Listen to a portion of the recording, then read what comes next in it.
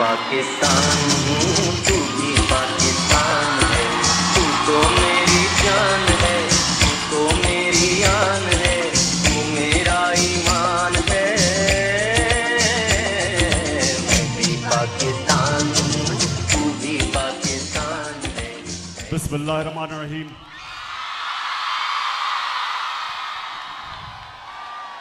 अल्लाह तेरी इबादत करता हूँ, अल्लाह तेरे से मदद मांगता हूँ। सबसे पहले रहीम यार खान,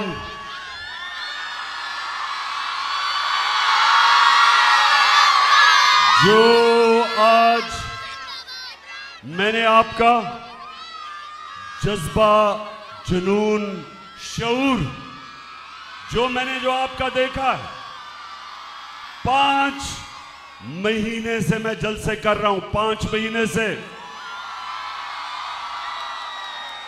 ये मेरा 51 जलसा है, लेकिन इस गर्मी में जो मैंने आपका जुनून देखा है, और खास तौर पे जो मेरी बहनें सामने बैठी हैं, माशाल्लाह इतनी गर्मी में और इतनी देर आपको इंतजार करनी पड़ी, उसकी मैं माजरत करता हूं। वजह उसकी ये कि आज सारे पाकिस्तान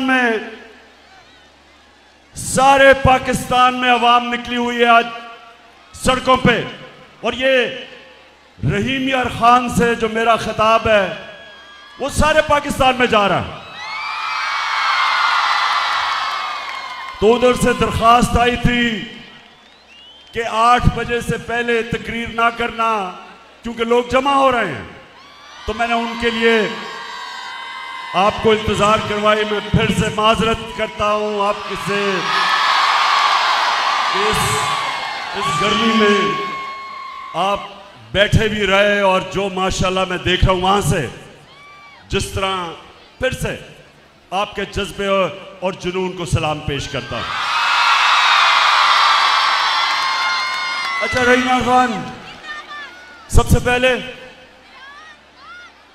पहले हमारी कोशिश कि जो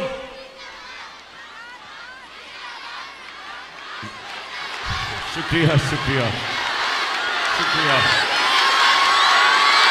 माशाल्लाह, शुक्रिया।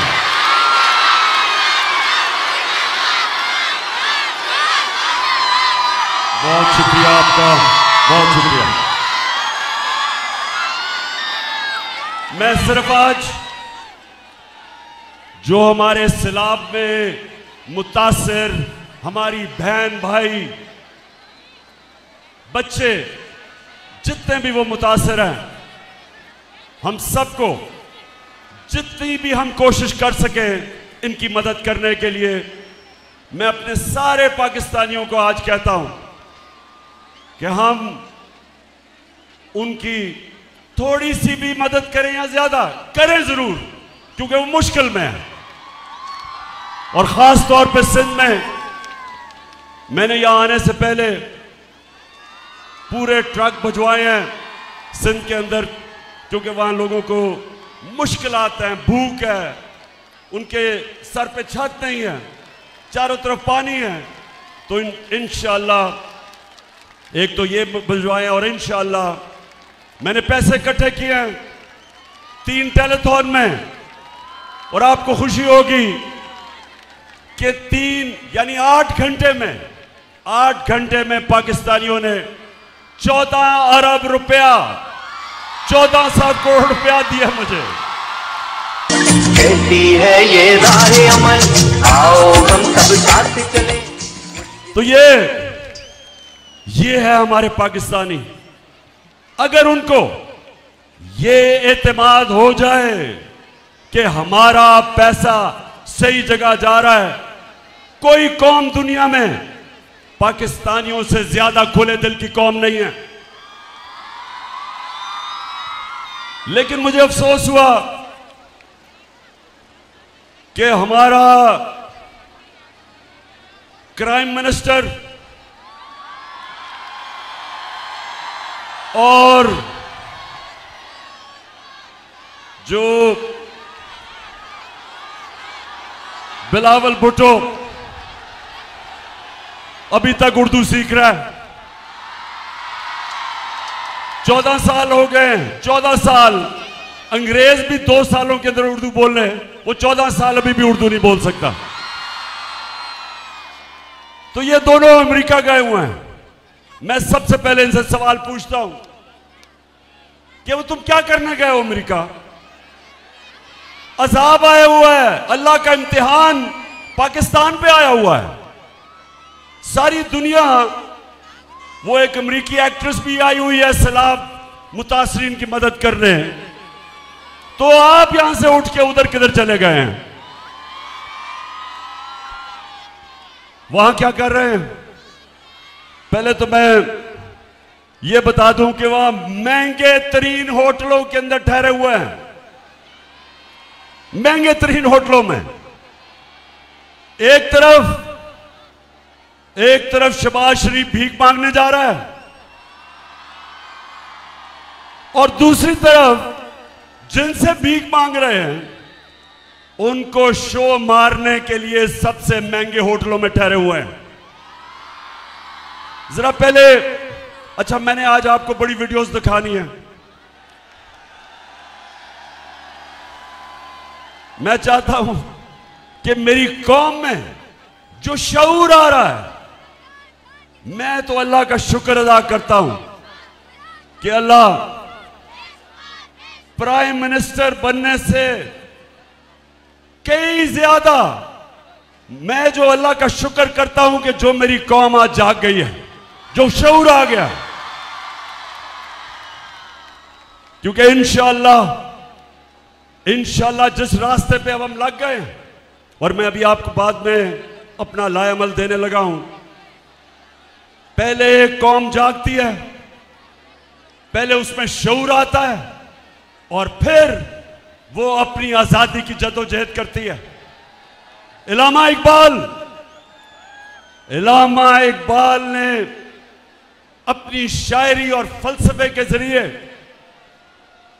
गुलाम मुसलमानों को, सोए हुए हिंदुस्तान के मुसलमानों को जगाने की कोशिश की।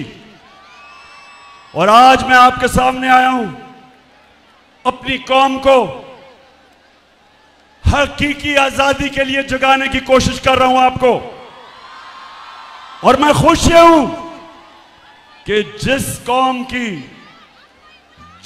कौम की माएं, बहनें और ख्वातीन जाग जाती हैं वो आजाद हो जाती है। जिस कौम के नौजवान जाग जाते हैं उस कौम को कोई गुलाम नहीं बना सकता। और इंशाअल्लाह मैं अभी इसके ऊपर भी आ रहा हूं। सबसे पहले मेरे पाकिस्तानियों, सिर्फ आप ये देखें, मैं बार बार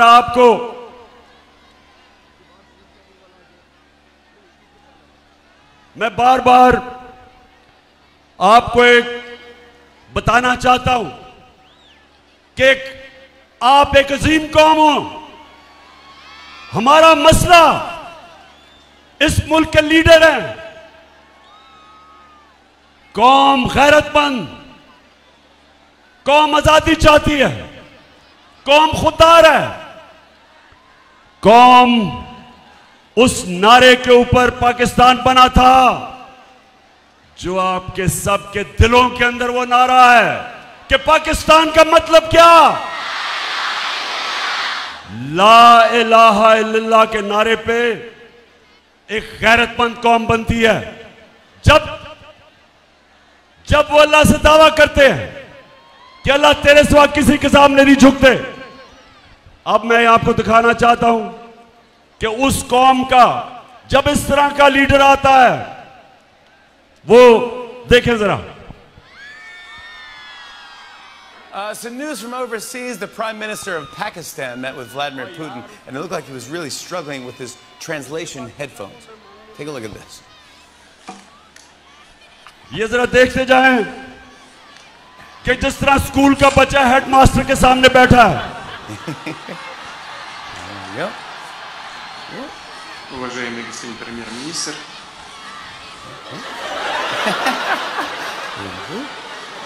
काम पे टांग रही है। Yeah, there you go. There you go. There we go. уважаемый господин премьер-министр, идет перевод, все нормально?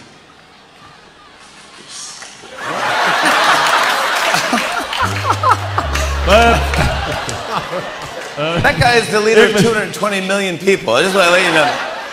ये मैं सिर्फ आपको इसलिए दिखा रहा हूं कि जब किसी को एक इंपोर्टेड प्राइम मिनिस्टर साजिश के जरिए, एक बैरूनी साजिश के लिए जब मुल्क के ऊपर बिठाया जाता है तो वो मुल्क को इस तरह शर्मिंदा करवाता है। फिर देखें, मैं सऊदी अरब से होके आया हूँ, मैं यूएई के होके, अभी मैं तुर्की होके आया हूँ, और मैंने उन भाइयों को कहा कि आप हमारे बड़े अजीम भाई हैं, हमेशा आपने हमारी मदद की, और मैंने यही कहा जब मैं आया हूँ तो आप समझेंगे शायद ये मांगने आया है। मैं मांगने नहीं आया, लेकिन मजबूरी है। जिस तरह माजी में 75 साल में आपने हमारा हाथ बटाया है, कुछ अर्सा आप हाथ बटा। मैंने कहा मैं वादा करता हूँ कि इंशाअल्लाह हम पूरी कौम हम मिलकर दिन रात मेहनत करेंगे, पसीना कराएंगे, अपने पाँव पे खड़े होंगे।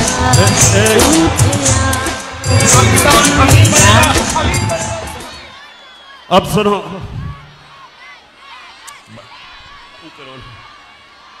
रहीम यार खान, आप मुझे बताओ कि आप इस तरह का प्राइम मिनिस्टर चाहते हो?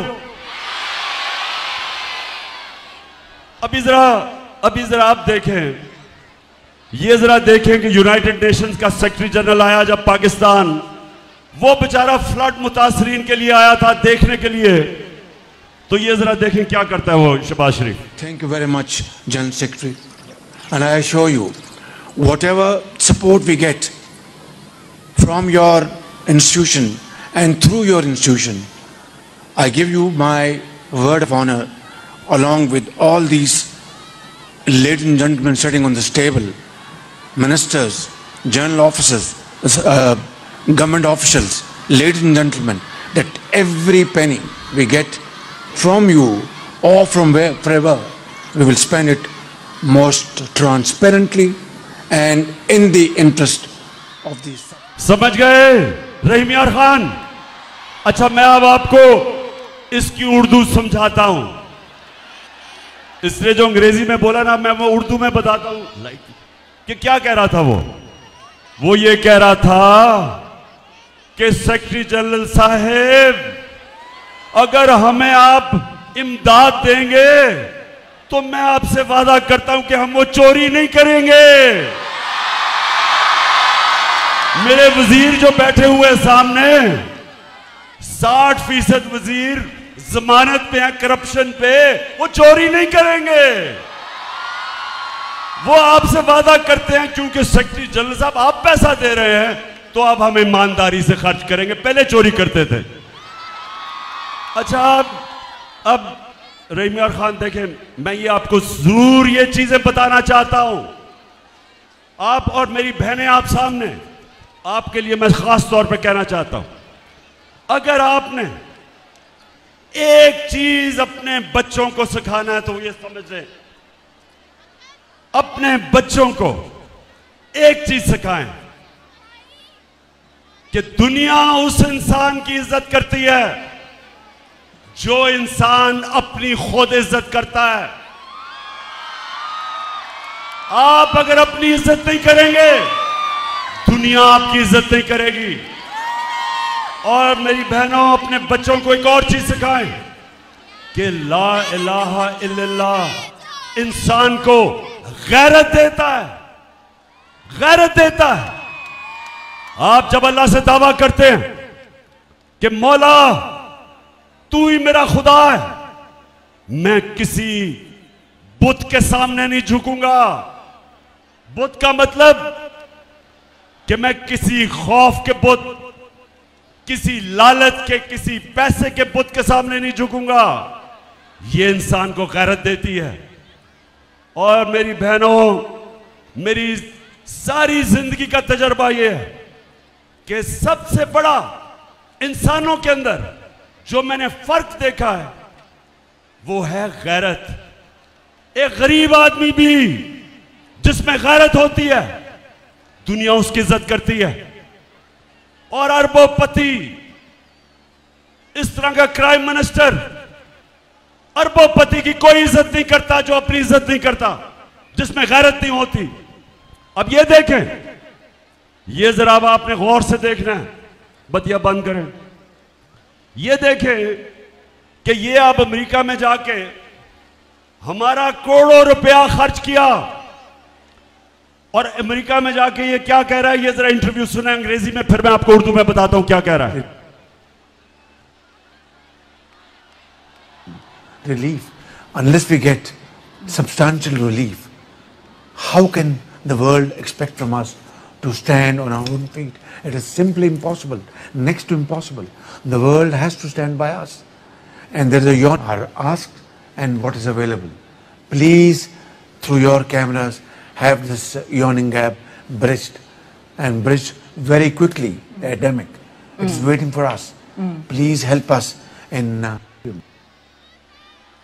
क्या कह रहा है? इंटरव्यू दे रहा, सुना जरा। मेरी बहनों, मुझे पता बड़ी गर्मी है लेकिन सुनना जरूरी है, आप में बड़ा सब्र है। एक इंटरव्यू दे रहा है, अमेरिका जाने की जरूरत नहीं थी वो इंटरव्यू देने के लिए।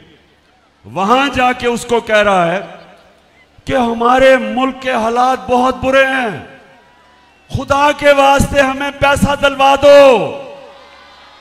वो जो भी आप देख रहे थे, वो तो बेचारी इंटरव्यू लेने वाली है, उससे कहता है कि अपनी चैनल के जरिए लोगों को कहो कि हमें पैसे की जरूरत है, हमारा दिवालिया निकल गया। मैं इसलिए ये आपको चीजें दिखा रहा हूं कि ये होता है जब एक मुल्क के ऊपर एक मसनूई लीडर बैठा दिया जाता है। इसको क्यों लेके आए? इसको इसलिए नहीं लेके आए कि इसमें कोई क़ियादत की, इसमें कोई क्वालिटी थी। इसको इसलिए लेके आए कि ये जो भी हुक्म मिलेगा बाहर से, ये सारे हुक्म मानेगा। ये अगर IMF कहेगा कि महंगाई करो, बिजली की कीमत ऊपर करो, पेट्रोल और डीजल की कीमत बढ़ाओ, ये सारे काम करेगा, क्योंकि इसको पीछे से डिक्टेशन आता है।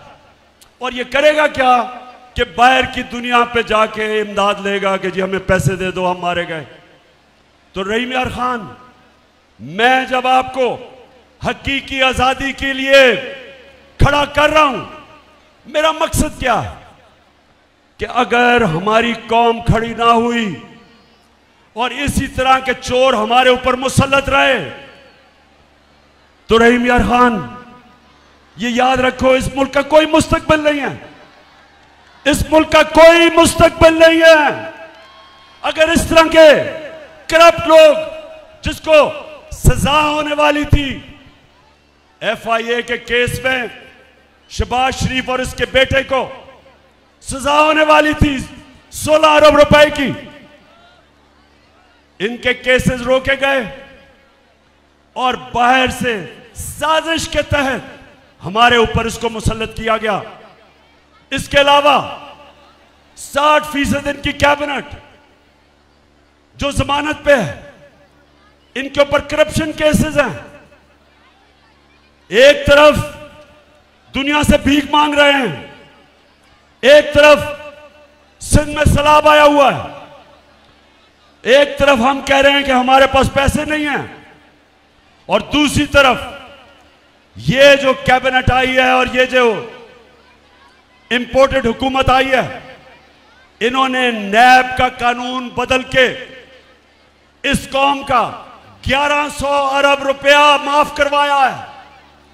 1100 अरब रुपया जो चोरी किया हुआ था, इन्होंने NRO लिया, इन्होंने आके अपने आप को दिया, माफ करवाया। जो पैसा आपका था, जो पाकिस्तानी कौम से चोरी हुआ था, तो इनका मकसद अपनी चोरी बचाना था। बाहर के लोग जो इनको मुसल्लत किया, उनका मकसद यहां ऐसी क़यादत हो जिसको वो कंट्रोल कर सकते हैं। और इसलिए मैं जो अभी आखिर में आपको लायामल दूंगा, हमने तैयारी करनी है पाकिस्तानियों, अपनी हकीकी आजादी के लिए, हमने अपनी हकीकी आजादी के लिए निकलना पड़ेगा। हमें कभी भी किसी कौम को आजादी प्लेट में नहीं दी गई, आजादी के लिए जद्दोजहद करनी पड़ती है, आजादी के लिए कुर्बानियां देनी पड़ती हैं। मैं अब अपनी कौम के सामने 2-3 चीजें अब आपके सामने रखने जा रहा हूं। मैं चाहता हूं कि बड़ा गौर से मेरी बात सुननी है, क्योंकि सारे जितने भी आज जिधर भी पाकिस्तान में मेरी कौम निकली हुई है, मैं आज आप सबको पैगाम देना चाहता हूं। मेरी कौम, एक बात याद रख लो कि जब एक कौम, जिस तरह मेरे नबी सल्लल्लाहु अलैहि वसल्लम अल्लाह के आखिरी पैगंबर, उन्होंने जो 1500 साल बाद पहले कही थी, सब याद रख लें। उन्होंने कहा था कि वो कौमें तबाह हो जाती हैं, वो कौमें तबाह हो जाती हैं जिधर छोटा चोर चोरी करे तो जेल में, और ये बड़े डाकू जो मुल्क को लूट के पैसा बाहर लेके जाते हैं, जो कौम इनको सजा नहीं दे सकती, वो कौम अपनी तबाही के रास्ते पर निकल जाती है। आज रहीम यार खान, आज अगर हम चुप करके ये कबूल कर लें कि 1100 अरब रुपया जो इस कौम को चोरी किया इन्होंने, और इनको हमारे पर मुसल्लत किया, और अगर हम ये कबूल कर लें इस चोरी को, और अगर हम गुलामों की तरह इनसे अपनी आजादी छीनने की ना कोशिश करें और मान जाएं गुलामी, तो मेरे सारे पाकिस्तानी जो देख रहे हो, हमारा कोई मुस्तकबिल नहीं है। अगर इसी तरह जिंदा रहना है कि हमारा सरबराह बाहर जाके हाथ फैलाए और पैसे मांगे, इस तरह कि जी हम तबाह हो जाएंगे अगर आपने पैसे ना दिए, पैसे मांगने के लिए हर आपकी खिदमत करने के लिए तैयार हैं। जो भी पैसा देगा, पाकिस्तानियों याद रखो, वो आपकी आजादी का सौदा करेगा। इस मुल्क की सॉवरेंटी, वो सॉवरेंटी के ऊपर सौदा करेगा। कोई, वो कहते हैं there is no free lunch, कोई चीज मुफ्त नहीं आती। पहले आपने 30 साल इन दोनों ने हुकूमत की, मुल्क का दिवालिया निकाला, मुल्क को मकरूज किया, और आज वही लोग आज बाहर जा रहे हैं पैसे मांगने के लिए। क्यों लोग इनको पैसे नहीं देते? क्यों लोग इनको पैसे नहीं देते? बताएं, क्यों नहीं पैसे देते? क्योंकि इनको सबको पता है कि इनके अपने पैसे मुल्क से बाहर पड़े हैं, चोरी करके खुद बड़े बड़े महलों में रह रहे हैं, और आज पाकिस्तानी दुनिया में कह रहे हैं कि जी हमें पैसे दो। कोई पैसे नहीं दे रहा। जो सिंध के अंदर और बलूचिस्तान में खास तौर पे जिस तरह का फ्लड आया, आज दुनिया को, पाकिस्तान को पैसा देना चाहिए था, लेकिन दुनिया को पता है कि इस वक्त की क़यादत आसिफ जरदारी और ये शरीफ 30 साल से ये चोरी कर रहे हैं। बाहर के अखबारों में इनकी चोरियों के ऊपर लिखा हुआ है, बाहर के मीडिया पे इनकी डॉक्यूमेंट्री चोरियों की चली हुई है। कभी भी वो इनको पैसे नहीं देंगे, जिसकी वजह से सिंध के और बलूचिस्तान के, खास तौर पे इन दो सूबों की बात कर रहा हूं, सैलाब के मुतासरीन मुश्किल में हैं।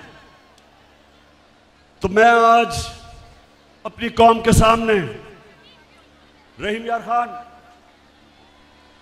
कौम के सामने आज मैं जो बात करना चाहता हूं वो ये कि देखें, मेरी इन्होंने ये जो साजिश की थी, इन्होंने इन्होंने पूरी तरह कोशिश की कि इमरान खान को नाअहल किया जाए, क्योंकि डरे हुए हैं पाकिस्तानी अवाम से कि जब भी इलेक्शन होंगे इनको पता है कि इस वक्त तहरीक इंसाफ जीत जाएगी, तो इलेक्शनों से भाग रहे हैं और कोशिश कर रहे हैं कि इमरान खान को नाअहल किया जाए। और दूसरी कोशिश कर रहे हैं, पहले से इनका प्लान बना हुआ है, मैं आप सबको पहले भी बता चुका हूं। 4 लोगों ने बंद कमरे में फैसला किया मुझे मरवाने का, और वो लोग अभी भी उस साजिश पर लगे हुए हैं। उन्होंने दोनों मरियम जो झूठ बोलने की पीएचडी दोनों के पास है, इनको और जावेद लतीफ को, इन्होंने इनसे प्रेस कॉन्फ्रेंस करवाई, और प्रेस कॉन्फ्रेंस करवाई ऐसी कि इमरान खान खुदा ना खास्ता उसने मजहब की तौहीन की है। और फिर इनकी कोशिश है कि इसकी वजह से अगर कोई भी मेरे ऊपर वारदात हो तो कहेंगे जी मजहबी जुनूनी ने कर दिया, कहेंगे कि जी कोई दीनी इंतहा पसंद है इसको मार दिया। ये इनका प्लान है। लेकिन मैं आज आप सबको कह रहा हूं, सारे पाकिस्तान में मैं फिर रहा हूं, मुझे अपनी जान से ज्यादा मुझे पाकिस्तान की आजादी की फिक्र है। मैं आजाद देखना चाहता हूं। मैं रहीम यार खान सुन लो, सारा पाकिस्तान सुन लो, मैं आज आपको कह दूं कि एक तो मेरा ईमान है अल्लाह पे, ला इलाहा इल्लल्लाह। मेरा ईमान है कि जब तक अल्लाह फैसला नहीं करता इंसान दुनिया से नहीं जाता। दूसरा, मेरा ये ईमान है कि मौत बेहतर है गुलामी से, इससे बेहतर है मर जाओ गुलाम रहने से। अल्लाहू अल्लाहू अल्लाहू अल्लाहू अल्लाहू। ये ज़मीं जब न थी, ये जहां जब न था, ये ज़मीं जब न थी, ये जहां जब न था, ये ज़मीं जब न थी, ये जहां जब न था। तो रहीम यार खान, ये सुन ले अब कि ये जो साजिश है, ये साजिश कौन कर रहे हैं? ये वो लोग जो अपनी अना के लिए अना और अपने करप्शन के कैदी हैं, गुलाम हैं अपनी करप्शन और अना के। ये मुल्क से बाहर रहते हैं, पाकिस्तान आते हैं गवर्नमेंट करने के लिए, पैसा यहां से लूटते हैं और मुल्क से बाहर चले जाते हैं। ये वो लोग हैं। इनके साथ एक साजिशी टोला मिल के कोशिश कर रहा है, पूरी मुल्क के कोशिश कर रहा है कि हम इन चोरों की गुलामी करें। तो मैं आज अपनी सारी कौम के सामने कहता हूं कि अगर मुझे अल्लाह पे यकीन है कि जिंदगी मौत उसके हाथ में है, इज्जत जिल्लत उसके हाथ में है, रिस्क उसके हाथ में है, तो मैं अपनी सारी कौम को कहता हूं कि आप भी सब खौफ के बुत को तोड़ दो, खौफ की जंजीरें तोड़ दो। सारी कौम को मैं कहता हूं कि आप तैयारी करें, आप मेरी कॉल की तैयारी करें, क्योंकि मैंने फैसला किया है कि मैंने किसी सूरत इन चोरों को किसी सूरत कबूल नहीं करना। जब अर्ज़े खुदा के काबे से सब बुत उठवाए जाएंगे, हम रहले सफा मरदूदे हरम मसनद पे बिठाए जाएंगे, सब ताज उछाले जाएंगे, सब तख्त गिराए जाएंगे, हम देखें के हम भी देखेंगे, हम देखेंगे। रहीम खान, जो आज हो रहा है, हर रोज हम सुनते हैं कि इनके केसेस माफ हो रहे हैं। अब हम ये सुन रहे हैं कि इसहाक डार पाकिस्तान आने वाला है। वो इसहाक डार जिसने हुदैबा पेपर मिल में गवाही दी हुई है कि वो शरीफ खानदान का यहां से पैसा मनी लॉन्डर होके बाहर जाता था। लंदन में काजी फैमिली थी, उसके जरिए फिर वापस पैसा आता था रेमिटेंस के नाम पे। बीबीसी की एक फिल्म बनी है इस पे, इसके ऊपर पूरी तफ्तीश हुई है।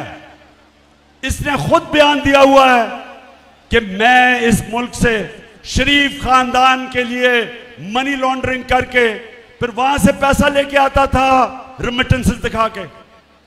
उसके बाद ये नून लीग की हुकूमत थी, जब नून लीग की हुकूमत में यह प्राइम मिनिस्टर के जहाज में मुल्क से बाहर भागा।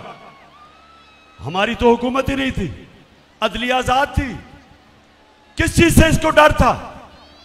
इसको डर था कि इसके पाकिस्तान से बाहर इसके और इसके बच्चों के पैसे पड़े हैं, जायदादें पड़ी हैं, इसलिए मुल्क से बाहर भागा था। और अब जो एनआरओ मिल रहा है और ये डील के तहत वापस लाया जा रहा है, पहले तो जो भी ये समझता है कि इसहाक डार ये मुल्क की मायशत ठीक कर लेगा, अगर वो अब ठीक कर ले गया तो जब पहले हमें हुकूमत मिली थी पाकिस्तान की मायशत बदतरीन हालत में थी। सबसे बड़ा खसारा था बैरूनी मुल्क का, वो छोड़ के गया। इसने हमारी एक्सपोर्ट्स जिससे मुल्क की आमदनी बढ़ती है वो रोक दी।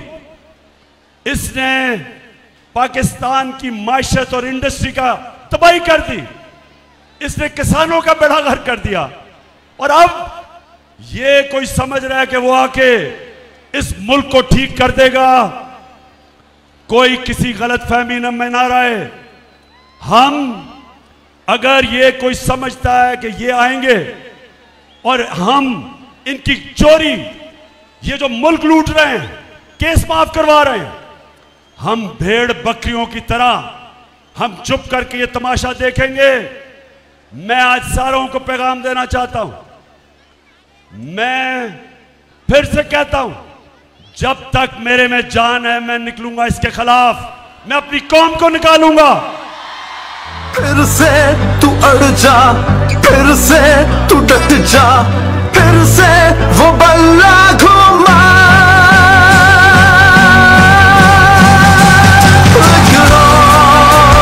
कदम बढ़ा,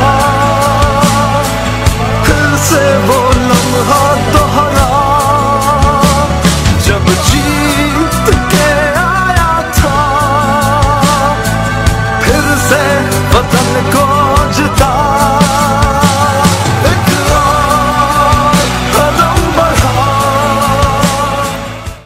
आज जो मुल्क की मायशत है वो खुद ही शहबाज शरीफ ने न्यूयॉर्क में जाके कह दिया कि हमारा दिवालिया निकलने लगा है, हम अपने कर्जों की किस्तें वापस नहीं कर सकते, हमारे मुल्क के हालात बहुत बुरे हैं।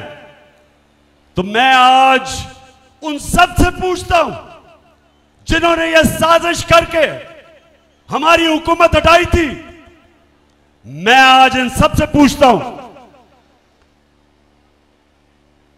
कि आज आप सारी कौम के सामने जिम्मेदार हैं। जो आपने इस मुल्क से किया, वो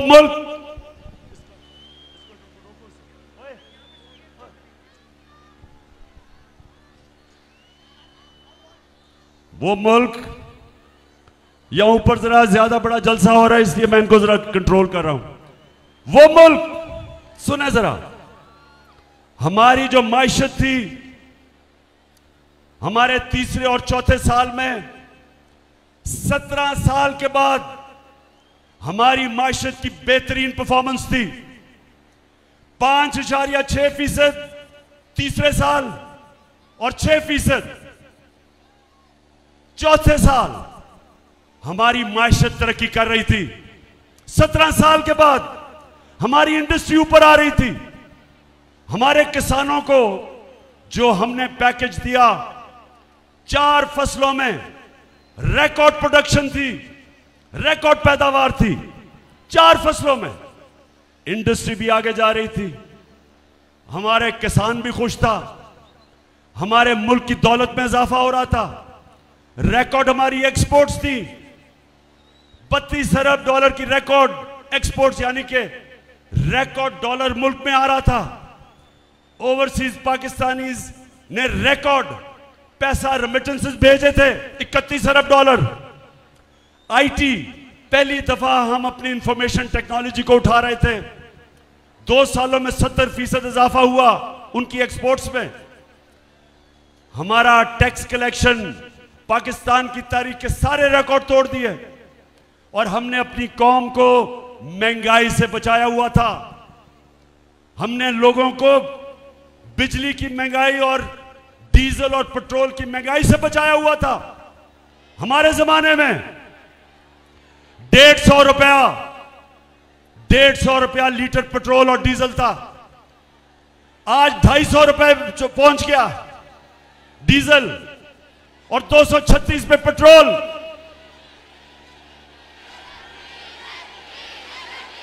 बिल्कुल बिल्कुल, माशाल्लाह, बड़ा शऊर है आप में।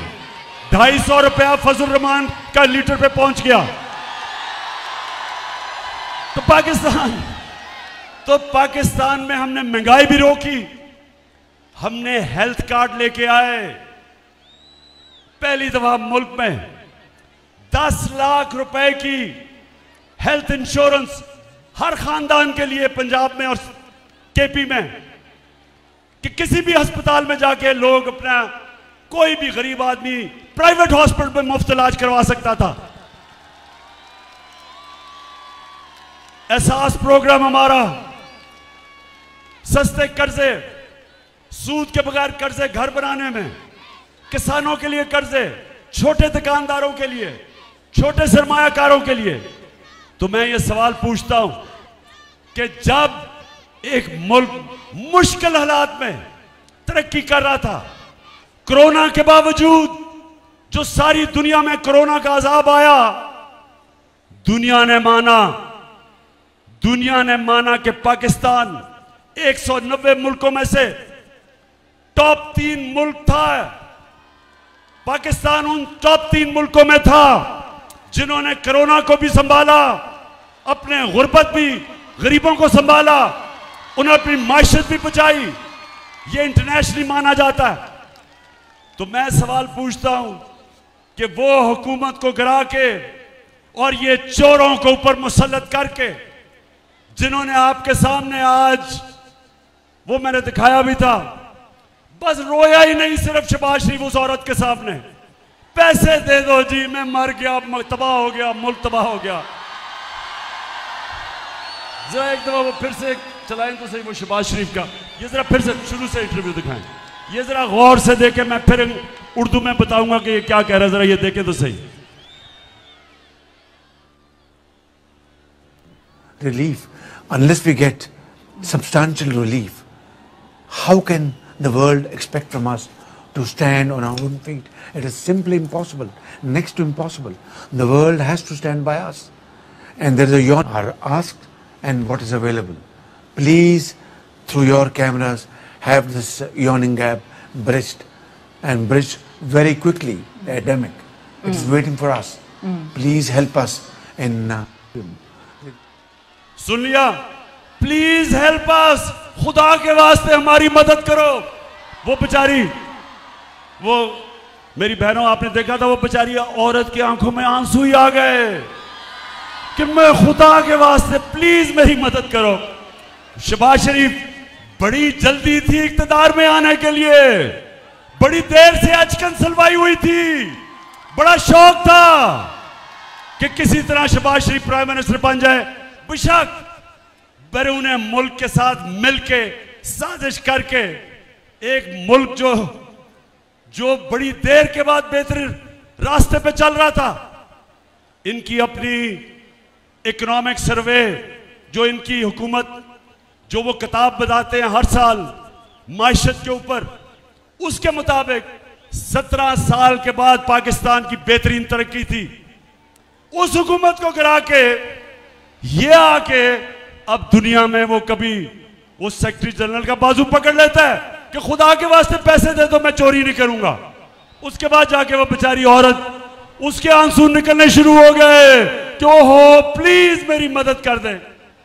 तो पाकिस्तानियों, ये हमारा मुस्तकबिल नहीं है। हमारी कौम की बदकिस्मती क्या है कि वो मुल्क जिसका लीडर कायदे आजम मोहम्मद अली जिन्ना था, जिसका नजरियाती लीडर इल्लामा इकबाल थे, वो मुल्क का देखें सरबराह जाके बेकारियों की तरह जी मैं मांगने नहीं आया, मैं मजबूर हूं। तो मेरे पाकिस्तानियों, मैं इसलिए आज आपको सारी कौम को तैयार कर रहा हूं। मैं अभी आखिर में बताता हूं, लेकिन उससे पहले मैं आज पाकिस्तान की एस्टेब्लिशमेंट से पूछता हूं कि ये जो चोर अपने करप्शन के केसेस खत्म कर रहे हैं, क्या ये सिर्फ इमरान खान की जिम्मेदारी है कि इस मुल्क में करप्शन रोकी जाए? क्या आपकी जिम्मेदारी नहीं है? क्या आप ये जो देख रहे हैं मुल्क में कि चोर जो 30 साल से चोरी कर रहे हैं और केसेस करप्शन के इनके दौर में बने हुए हैं, इनके दौर के केसेस हैं, और वो आज आके बारी बारी सारे अपने केसेस खत्म करवा रहे हैं और कौम को 1100 अरब रुपया जो कौम का चोरी किया हुआ था वो हजम कर रहे हैं। क्या मैं अकेला हूं? मैंने ठेका लिया हुआ इस मुल्क का कि करप्शन के खिलाफ लड़ूं? क्या और किसी की जिम्मेदारी नहीं है? बेच के खाने वाले खुद हजम हो जाएंगे, वो खुद हजम हो जाएंगे, और पुश्तों से जो गद्दी बैठे सब भीड़ में मिल जाएंगे, वो सब भीड़ में मिल जाएंगे। जो दूर गए थे भूले से लौटेंगे, फिर वतन को एक शाम। वो दिन फिर आएगा जब ऐसा होगा पाकिस्तान। मैं तो देखूंगा, मैं तो देखूंगा, तुम भी देखोगे, तुम भी देखोगे। हमारी एस्टेब्लिशमेंट कहती है ताकत उनके पास है, लेकिन वो कहते हैं हम तो न्यूट्रल हैं, हम तो किसी तरफ नहीं हैं। अल्लाह ने, सुन लो मेरी बात रहीम यार खान वालों, अल्लाह ने कुरान में वाज़े किया है, अमर बिल मारूफ वो नहीं अनिल मुनकर, हम सबको उसने कहा है कि अच्छाई के साथ खड़े हो और बुराई के खिलाफ जहाद करो। कहीं अल्लाह ने हमें इजाजत नहीं दी कि ना मैं अच्छाई के साथ हूं ना बुराई के साथ हूं, न्यूट्रल रहने की इजाजत नहीं दी। हुक्म है उसका, हमें अल्लाह का हुक्म है कि जब ये चोर जो मुल्क को लूट के भाग गए बाहर और अब आके अपने केसेस माफ करवा रहे हैं डील के तहत, एनआरओ के तहत, सारी कौम पे फर्ज है कि इनका खिलाफ खड़े हो, इनका मुकाबला करो, क्योंकि मेरे मौला ने कुरान में वाज़े कर दिया है कि मैं कभी किसी कौम की हालत नहीं बदलता। अल्लाह ने कहा है मैं कभी किसी कौम की हालत नहीं बदलता जब तक वो कौम खुद अपनी हालत बदलने की कोशिश ना करे। अगर एक कौम भेड़ बकरियों की तरह रहना चाहती है, अल्लाह वैसे ही रखेगा। अगर एक कौम आजाद होना चाहती है, हकीकी आजादी चाहती है, और हकीकी आजादी का मतलब हकीकी जमहूरियत। हकीकी जमहूरियत इंसान को हकीकी आजादी देती है। इसके लिए इंसानों को जब से अल्लाह ने दुनिया बनाई है जद्दोजहद करनी पड़ती है। किसी जमहूरियत में यह नहीं होता कि जो इमरान खान और तहरीक इंसाफ की सहाफी जो उनके लिए उनका मौक़िफ़ पेश करें, उनको धमकियां, उनके खिलाफ FIR, वो मुल्क से बाहर उनको भजवा दो। जो चैनल इमरान खान का मौक़िफ़ पेश करे उसको बंद कर दो, उसके ऊपर हर किस्म की धमकियां दो। वो जो हमारे सोशल मीडिया के नौजवान सारे पाकिस्तान में, जो हमारे भी नहीं हैं, जो इस कौम के लोग हैं, जो भी सोशल मीडिया में कोई ऐसी चीज के जो पसंद नहीं है, उनको धमकियां आती हैं, नामालूम नंबर से धमकियां आती हैं, डराया जाता है, खौफजदा किया जाता है। मैं इसलिए आप सबको यह कहना चाहता हूं कि आजाद कौमों के अंदर यह नहीं होता, यह सिर्फ गुलाम कौमों में होता है। आजाद जमहूरियत, जो जमहूरियत आजादी देती है, उस जमहूरियत में यह नहीं होता।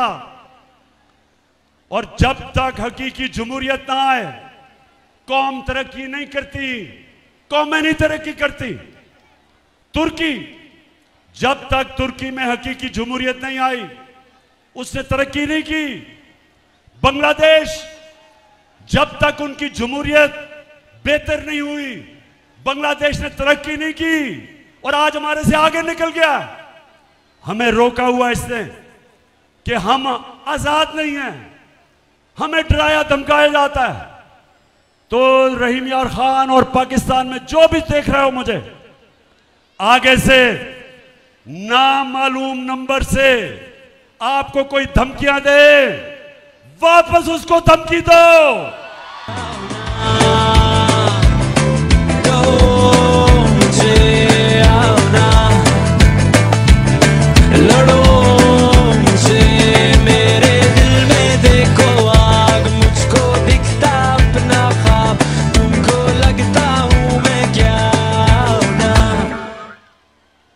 रहीम यार खान, मुझे वादा करो, किसी को भी आगे से नामालूम नंबर से धमकी आई तो मेरे से वादा करना है कि आपने वापस उसको धमकी देनी है। तेरा पाकिस्तान है, ये मेरा पाकिस्तान है। तेरा पाकिस्तान है, ये मेरा पाकिस्तान है। इस पे दिल कुर्बान, इस पे जान भी कुर्बान है। वो इस पे दिल कुर्बान। आपने उसे कहना है, जब वो धमकी दे, उसे कहना मेरा आइन, इस मुल्क का कानून मुझे इजाजत देता है आजादी राय पे, फ्रीडम ऑफ एक्सप्रेशन, ये मेरा बुनियादी हक है। और एक आजाद मुल्क की आजाद अदलिया उसको इजाजत देती है ये कि वो अपने हकूक के लिए खड़ा हो सके। और माशाल्लाह आज हमारी अदालतों ने बड़ी आगे बढ़े। हमारी अदालतें ऐसे नहीं थी पहले तो कंट्रोल थी। एक बड़ी जद्दोजहद के बाद आज हमारी अदालतें आजादी की तरफ जा रही हैं। कौम पूरी इनके साथ खड़ी हो और अदालतों को कौम के बुनियादी हकूक की हिफाजत करने के लिए खड़ा होना चाहिए।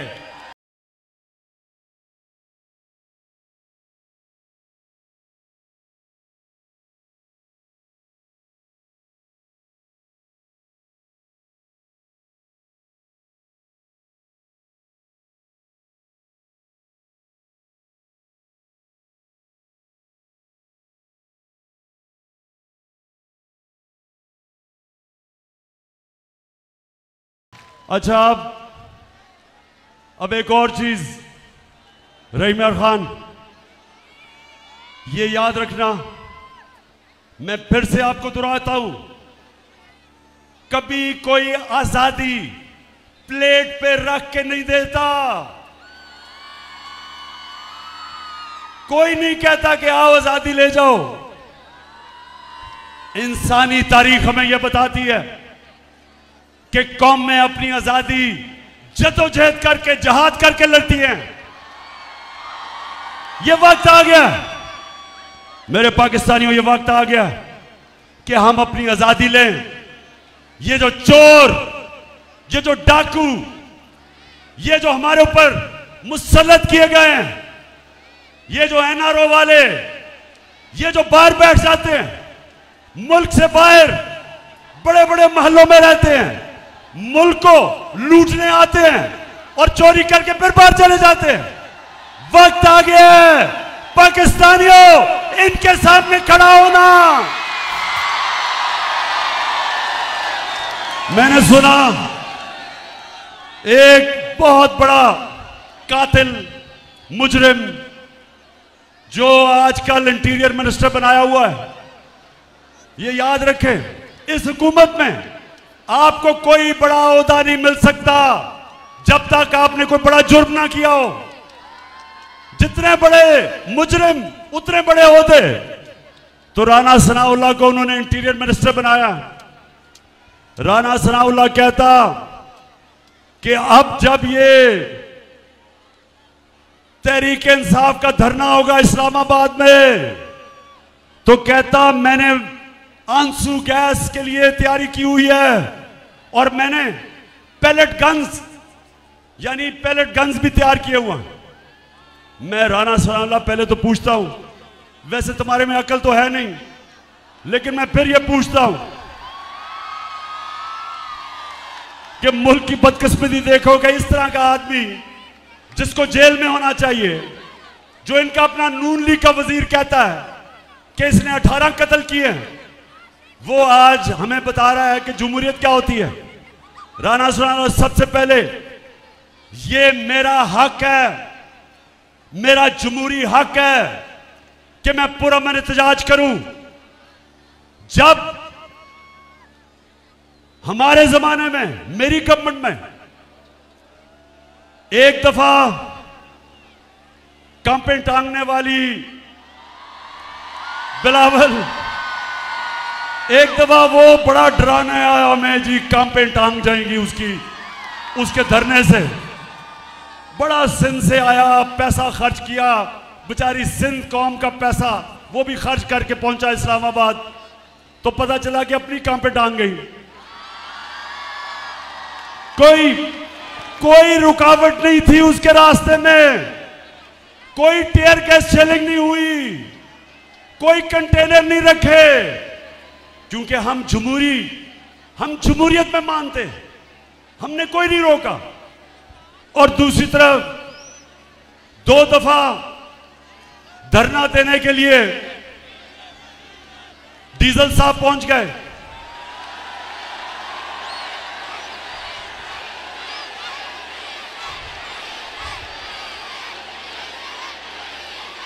डीजल ने बड़ा डराया कि हुकूमत गिराने आ रहा हूं मैं।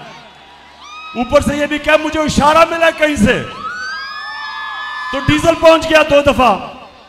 उससे पूछो, एक रुकावट उसके सामने नहीं रखी, बल्कि डीजल को हमने कहा कि अगर खाने पीने की जरूरत होगी तो वो भी हम आपको दे देंगे धरने में। और ये राना सनाउल्लाह हमें डरा रहा है कि जनाब तुम आओ तो मैं वो पैलेट गन चलाऊंगा तो tear gas shelling. Rana Sanaullah, तुम और ये जो तुम्हारा डरपोक cherry blossom boot polish Shahbaz Sharif, तुम दोनों मेरे से सुन लो। पहली दफा जब हमने 25 मई को हम जब आए थे इस्लामाबाद, तो हमें यह अंदाजा नहीं था कि तुम जुल्म करोगे, ख्वातीन को देख के, बच्चों को देख के, फैमिलीज को देख के। हमें यह अंदाजा नहीं था कि तुम शेलिंग करोगे। सारी हमारी पाकिस्तानी और इस्लामी रवायत के खिलाफ औरतों के ऊपर, बच्चों पर शेलिंग किया आपने। घरों में 2-2, 3 बजे लोगों के घरों में घुस के हरासा किया, डराया, धमकाया, जेल में डाला, हजारों लोगों को जेल में डाला। हमें अंदाजा नहीं था। अब राना सनाउल्लाह, अब कान खोल के सुन लो, इस बारी कप्तान पूरी प्लानिंग करके आएगा। ज़माने के अंदाज बदले गए, नया राग है, साज बदले गए। ज़माने के अंदाज बदले गए, नया राग है, साज बदले गए। गिरफ्त को गुलामी से आजाद कर, जवानों को वीरों का उस्ताद कर। ज़माने के अंदाज बदले गए, नया राग है, साज बदले गए।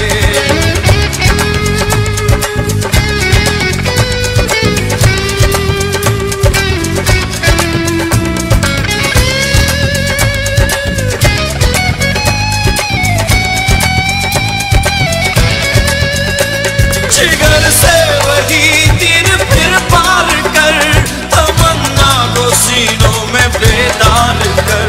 जिगर से वही तीर फिर पार कर, तमन्ना। अच्छा राना सनाउल्लाह, देखो आपको शायद भूल गया हो, ज्यादातर लोग पैदा ही नहीं हुए थे जब मैं क्रिकेट खेलता था। मैं अल्लाह की, सारा कुछ अल्लाह करता है, कोशिश इंसान की, कामयाबी अल्लाह की। तो मुझे अल्लाह ने बड़ी कामयाबी दी और क्रिकेट की तारीख में मुझे एक वो टॉप कप्तानों में माना गया। अब कप्तान क्या होता है? सिर्फ सारी खेलों के अंदर एक स्पोर्ट के अंदर कप्तानी की जरूरत होती है, बाकी कोच ज्यादा अहमियत कोच की होती है। सिर्फ क्रिकेट में कप्तान की जरूरत पड़ती है, क्योंकि उसको फैसले करने पड़ते हैं, वो फैसले जो किसी कप्तान को नहीं करने पड़ते। तो कप्तान की सबसे बड़ी क्वालिटी क्या होती है? वो सारा वक्त देख रहा होता है कि मेरा मुखालिफ क्या कर रहा है और मैं क्या करूंगा। मुझे तो पता है राना सनाउल्लाह ने क्या करना है, मुझे तो पता है राना सनाउल्लाह ने क्या करना है। राना सनाउल्लाह को नहीं पता मैंने क्या करना है। तो तैयारी कर लो, मेरी सारी आज पाकिस्तानी कौम देख रही है, तैयारी कर लो। लेकिन मैं उससे पहले, खत्म करने से पहले एक तो बताना चाहता हूं, मैं ये जरूर दिखाना चाहता हूं आपको कि किस तरह के लोग हमारे ऊपर मुसल्लत किए गए हैं। जो स्टार है, जो नवाज शरीफ की जो स्टार मानी जाती है, वो उसकी बेटी मरियम है। अब मरियम उसकी फैमिली में सबसे अक्लमंद समझी जाती है। अब जरा ये आप ये जरा देखें ख्वातीन, ये जरा गौर से देखें, ये पहले देखें कि जब मैंने कहा कि आपके लंदन में ये महंगे महंगे इलाके में 4 महलात किधर से आए, तो ये सुने क्या कहती है कि इस तरह मुझे लगा कि आप लोगों को बेवकूफ नहीं बना सकते। मेरी सेंट्रल लंदन में प्रॉपर्टीज तो दूर की बात है, मेरी पाकिस्तान में भी कोई प्रॉपर्टी नहीं है। मैं अपने वालिद के साथ है और मुझे समझ नहीं आई कि मेरी और मेरी वालदा की और बहन भाइयों की प्रॉपर्टीज ये कहाँ से निकाल के ले आए हैं। मेरे नाम पाकिस्तान में कोई प्रॉपर्टी नहीं है, ये तो इंग्लैंड की बात है। सुन लिया रमियार खान, सुन लिया, मेरे पास तो कोई प्रॉपर्टी ना, इंग्लैंड तो दूर की बात है, पाकिस्तान में मैं बेचारी, मुझे तो हर रोज घर ढूंढना पड़ता है कोई छत मिल जाए। अब ये सुने, अब इस मरियम को नहीं पता था कि अल्लाह अल हक है, सच का खुदा है। कुरान में वो कहता है, मेरा ये वादा है कि सच आखिर में सबके सामने आएगा, उसका वादा है अल हक का। तो मरियम को नहीं पता था कि 4 साल के बाद एक इंटरनेशनल इंकशाफ होगा, एक इंटरनेशनल इंकशाफ, जिस इंकशाफ में बड़े बड़े दुनिया के मिनिस्टर और वजीर और प्राइम मिनिस्टर, उनकी जो प्रॉपर्टीज थी वो दुनिया में सामने आ गई, जिसको कहते हैं पैनामा पेपर्स। अब जब इंकशाफ हो गया तो मरियम के बड़े भाई या छोटा भाई, मुझे नहीं पता, वो क्या कहता है, जरा आप ये सुने। मैं इस बात को तस्लीम करता हूँ कि अल्हम्दुलिल्लाह पाक लेन के ऊपर जो अपार्टमेंट्स हैं वो अल्हम्दुलिल्लाह हमारे हैं। मैं इस बात को तस्लीम करता हूँ कि उनको ऑफशोर कंपनीज नेस्कॉल लिमिटेड और नीलसन लिमिटेड जो है उनको ओन करती हैं, और मैं आपको ये भी अर्ज करता हूँ उनको होल्ड कर रही है इस वक्त मरियम नवाज शरीफ, मेरी हमशीरा जो है। ठीक है जी, सुन लिया रहीबिया खान, सुन लिया कि ना तो सिर्फ वो हमारी प्रॉपर्टीज हैं, वो मरियम नवाज के नाम पे खरीदी गई। अब आप बड़ा शऊर, मेरे वैसे माशाल्लाह बड़ा सब्र और शऊर से सुना आपने। अब मुझे ये बताएं कि अपनी बेटी के नाम पे उसने क्यों खरीदी, अपने नाम पे क्यों नहीं खरीदी? क्योंकि पैसा तो नवाज शरीफ का था। बताएं, मेरी बहनें बताएं आगे, क्यों अपने नाम पे नहीं खरीदी? क्योंकि चोरी का पैसा था, और चोरी आपकी थी। पाकिस्तानियों का पैसा चोरी करके लंदन ले गया था, और अब तैयारी कर रहे हैं पाकिस्तान वापस आने में। नवाज शरीफ फिक्र ना करो, मेरी कौम शानदार इस्तकबाल करेगी तुम्हारा, तुम आओ तो सही। अच्छा अब जब मरियम को पता चला कि भांडा फूट गया, भाई ने कह दिया कि ये हमारी प्रॉपर्टीज है। जब भाई ने कह दिया कि हमारी प्रॉपर्टीज है, अब जरा सुने मरियम क्या कहती है, सुने जरा। हसन हुसैन के पास आज जो भी है वो एक अरबपति दादा के पोते हैं। उस अरबपति दादा के पोते हैं जो 1960s और 70s में पाकिस्तान का अमीर तरीन इंसान था। ये जो एसेट्स हैं, ये जो बिजनेस के लिए पैसा है, ये सारा दादा से डायरेक्टली बच्चों को ट्रांसफर हुआ। हसन सुन लिया, सुन लो जरा ख्वातीन, आप खास तौर पे देखें, क्योंकि अल्लाह ने पता क्या औरतों को एक सलाहियत दी है, आदमियों से ज्यादा औरतों में सलाहियत है। वो शक्ल देख के पहचान सकती हैं कि इंसान झूठ बोल रहा है या नहीं। मैं अपने नौजवानों को बुरा नहीं कह रहा, लेकिन आपको पता होना चाहिए जब बच्चा पैदा होता है तो जो माँ होती है वो बच्चे की शक्ल से पहचानती है कि वो क्या चाह रहा है, क्योंकि बोल तो नहीं सकता वो। तो माँ के अंदर अल्लाह सलाहियत डेवलप कर देता है, वो समझ आती है कि बच्चा क्या चाह रहा है उसकी शक्ल से। अब ये जो मरियम की शक्ल आपने देखी, क्या इसकी शक्ल के ऊपर आदमी तो समझेंगे कि ओहो ये तो झूठ बोल ही नहीं सकती। इतनी संजीदा शक्ल से उसने कहा कि मेरा दादा तो अरबोपति था। अब कि कह तो सकती नहीं थी कि मेरे बाप ने पैसा दिया है, क्योंकि बाप के पास उसने तो अपने एसेट्स में दिखाया ही नहीं है कि पैसा, और ये भी नहीं कह सकती थी चोरी का पैसा है। अब दादा साहब दुनिया में नहीं थे तो दादे का तो पूछना किसी ने नहीं था, तो दादे के ऊपर डाल दिया कि दादा बहुत अमीर था। अच्छा अब जरा ये तमाशा देखें, मरियम का जो दादा था वो शहबाज शरीफ का बाप था। अब शहबाज शरीफ अपने बाप के मुतालिक क्या कह रहा है, जरा ये गौर से देखें। मेरे खानदान को 22 खानदानों में शुमार नहीं होता था। मुझे इसके ऊपर बाइस फख्र है कि मेरे वालिद का ताल्लुक एक गरीब किसान के घराने से था। हिंदुस्तान से वो वालिद का ताल्लुक एक गरीब किसान के घराने से था। हिंदुस्तान से वो क्यों रहीम यार खान, अब मैं ये ठीक नहीं कहता कि मरियम को एक ही क्वालिटी मुझे उसमें नजर आई है अभी तक, इतने सीधे मुंह से झूठ बोलती है मैंने कभी किसी को नहीं देखा। अब हमारी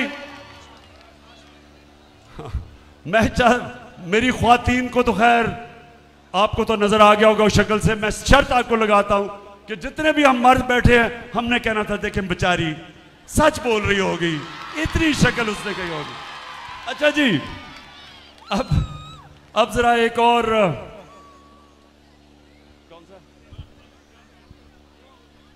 अच्छा, अब मैं आखिर में पहुंच रहा हूं। मैंने आज आपसे, रहीम यार खान, आज मैंने फैसला किया था कि मैं लायामल तय करूंगा और अपनी कौम को बताऊंगा कि मैंने करना क्या। अब 51 जलसे कर बैठा हूं, सारे पाकिस्तान में मैं फिर लिया। कभी मैंने अपने लोगों में ये शऊर नहीं देखा जो आज मेरी कौम में आया है। मैंने कभी 5 इतने गर्मी के महीने, इतने गर्मी के महीने मैंने कभी इस तरह कौम को नहीं निकलते देखा जिस तरह आज आप बैठी हैं ख्वातीन गर्मी के अंदर।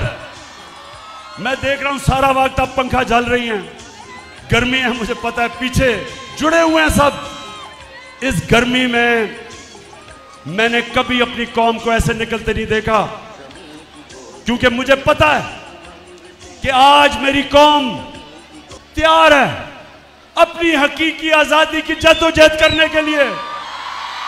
रंग से उमंग से भरी रहे, खुदा करे, खुदा करे, खुदा करे, खुदा करे, खुदा करे, सदा हरी भरी रहे।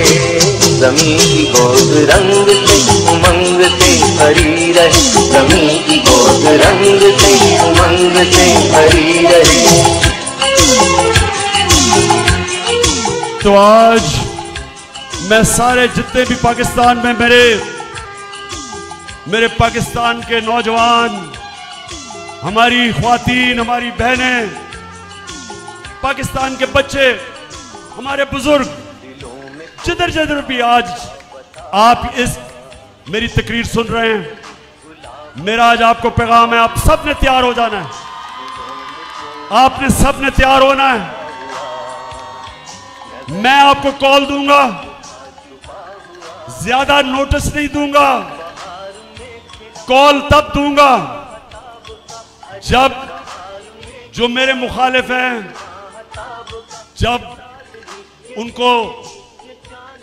वो समझेंगे कि इमरान खान पीछे हट गया, मैं तब कॉल दूंगा। और कॉल तब दूंगा जब मुझे पता होगा कि मेरी एक गेंद से तीनों की विकेटें गिरेंगी, तब दूंगा। मैंने सारों को तैयारी करवाई है, अपनी सारी तंजीमों को। मैंने अपनी टाइगर फोर्स को कहा तैयार हो जाओ।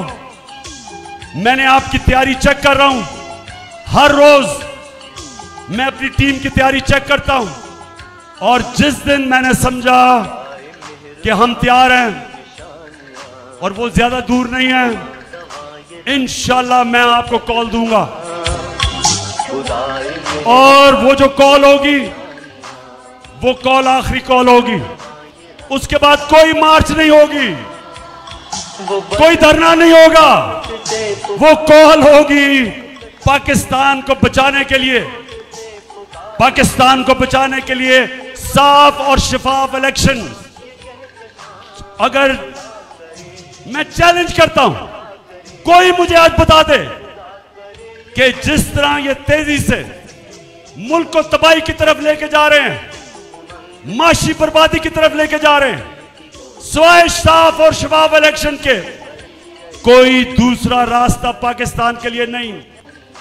जब तक इलेक्शंस नहीं होते, सियासी इस्तेकाम नहीं आता, पॉलिटिकल स्टेबिलिटी नहीं आती, एक स्टेबल गवर्नमेंट नहीं आती, कोई नहीं रोक सकता जो माशी तौर पे पाकिस्तान नीचे जा रहा है। माशी इस्तेकाम आता है सियासी इस्तेकाम से। हम इलेक्शंस ये नहीं चाहते कि हमें इक़्तिदार चाहिए, हम इलेक्शंस इसलिए चाहते हैं कि ये मुल्क को तबाही की तरफ लेके जा रहे हैं, अवाम का माशी कत्ल कर रहे हैं, महंगाई में अवाम डूब रही है, चाहे वो किसान हो, चाहे वो सनतकार हो, चाहे वो घर में ख्वातीन देख रही हैं कि हर रोज कीमतें ऊपर जा रही हैं, बिजली के बिल नहीं लोग दे सकते, और अभी महंगाई और आनी है क्योंकि रुपया गिर रहा है। 33% पाकिस्तान का रुपया गिरा है, 33% इस मुल्क का रुपया गिरा है। इसका क्या मतलब है? आपके बैंक में जो पैसे पड़े हुए थे, अगर 100 रुपया था तो उसमें से 33 रुपए काट लें, 100 रुपए में से 33 रुपए कम हो गए।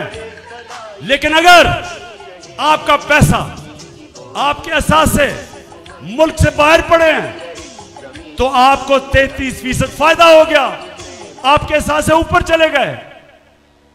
और इसलिए मैं ये भी इस कौम को कहता हूं, कभी से इसके बाद कभी किसी पार्टी को वोट ना देना जिस पार्टी के सरबराह के पैसे और असासे मुल्क से बाहर पड़े हों, क्योंकि मुल्क में जब रुपया गिरता है उनको फायदा होता है, कौम को नुकसान होता है। और इसलिए अगर हमने मुल्क को इस तबाही से बचाना है, सिर्फ एक रास्ता है, साफ और शफाफ इलेक्शन। और हमारी जो तहरीक होगी, अब जब हम निकलेंगे इस बारी, जब तक साफ और शफाफ इलेक्शन की अनाउंसमेंट डेट नहीं मिलती, जब तक हमें तारीख नहीं मिलती, ये अब तहरीक रुकेगी नहीं। रहीम यार खान, आखिर में मुझे बताओ, आप तैयार हो? इंशाअल्लाह, इंशाअल्लाह। मैं फिर से सलाम करता हूं आपको, आपके जज्बे, जुनून और शऊर को। पाकिस्तान जिंदाबाद और रहीम यार खान जिंदाबाद।